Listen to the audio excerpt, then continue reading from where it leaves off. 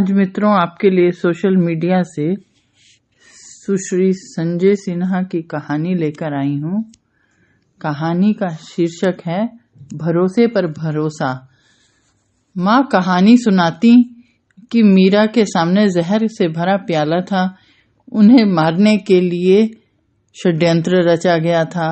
मीरा बेधड़क जहर पी गई। माँ जहर पीकर तो आदमी मर जाता है। माँ मुस्कुराती। उसे पता होता था कि संजू बेटा सवाल जरूर पूछेगा। संजू को सवाल पूछना ही था। उसे बड़ा होकर पत्रकार जो बनना था। माँ संजू के सिर पर हाथ फेरती और कहती, हाँ बेटा, जहर पीने से आदमी मर जाता है, लेकिन मीरा नहीं मरी। मीरा को यकीन था कि उसके साथ भगवान श्री कृष्ण हैं। उन्हें अपने भगवान पर संपूर्ण भरोसा था, इतना अधिक कि वो जहर को जहर मान ही नहीं रही थी। इसका मतलब तो ये हुआ माँ कि जिसे भगवान पर भरोसा होगा वो मरेगा ही नहीं। बिल्कुल सही मेरे लाल, लेकिन ये भरोसा संपूर्ण होना चाहिए। मन के किसी कोने में एक रत्ती भर भी संदेह पनपा तो मर गए। फिर भगवान नहीं बचाते। ये असल में गहरी आस्था का विषय है। आम आदमी ईश्वर को मानता है, पर वो मीरा की तरह ये नहीं कह पाता कि मेरे तो गिरधर गोपाल दूसरो ना कोई। जिसकी जिंदगी में दूसरा कोई नहीं होगा, उसके साथ भगवान खड़े हो ही जाएंगे। असल में भगवान का आना मन का भाव है। ये भाव उसके भीतर पनपता है। जिसे अपने भरोसे पर भरोसा होता है, जिसे अपने भरोसे पर भरोसा हो जाता है, उसकी हर मुश्किल आसान हो जाती है। उसके शरीर में जहर भी अमृत बन जाता है। असल में जहर और अमृत स्वयं के मन के भाव हैं। कोई जहर पीकर मरता है तो कोई नहीं मरता। इसकी वजह इतनी सी है कि जब हम इस विश्वास के साथ कोई काम करते हैं कि हमारा कुछ भी बुरा नहीं होगा, तो फिर हमारा बुरा नहीं होता। शरीर ऐसे रसायन ही नहीं बनाता जो जहर को जहर में तब्दील होने दें। माँ बोलती जाती, संजू बेटा सुनता जाता। वाह, आस्था में कितनी शक्ति है ना। माँ की कहानी चलती रहती। मैं सपने में तैरता रहता। मीरा कन्हैया संग बैठी है। उनके घर वाले उन्हें मारने को बेताब हैं, लेकिन मीरा मंद मंद मुस्कुरा रही है। जिस जहर की एक बूंद हम चख लें तो वहीं खड़े खड़े हम गिर जाएं। उस जहर का पूरा प्याला पीकर भी मीरा मुस्कुरा रही है। पीने वाले को अपने भरोसे पर भरोसा है, पिलाने वाले को अपने पिलाने पर भरोसा नहीं। जीत भरोसे की ही होती है।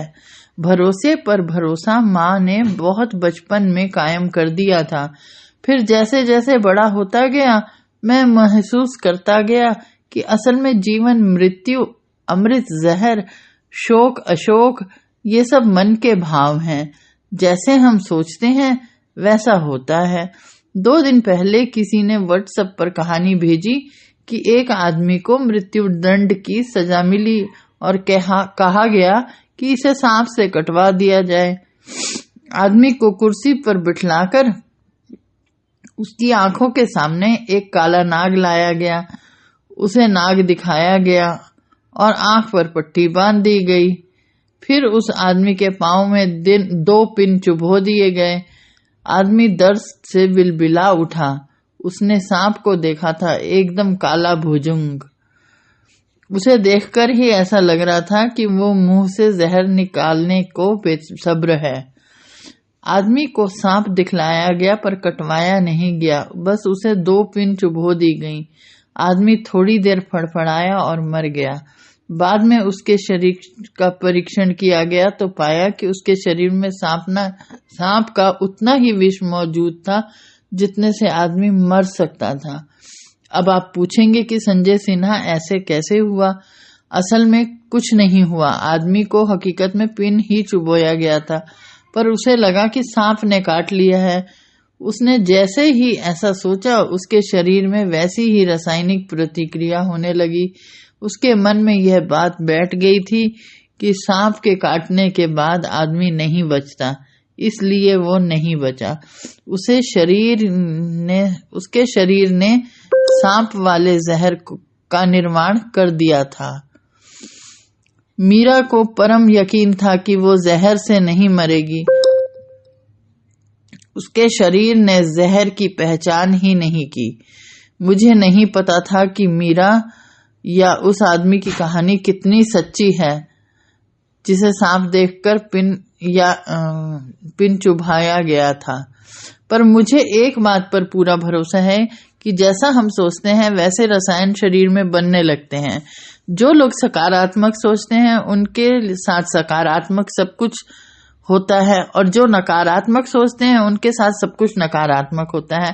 फैसला आपका, किस्मत आपकी, पर गारंटी संजय सिन्हा की कि सच्चे दिल से आप जो मांग लेंगे जिंदगी वही देगी।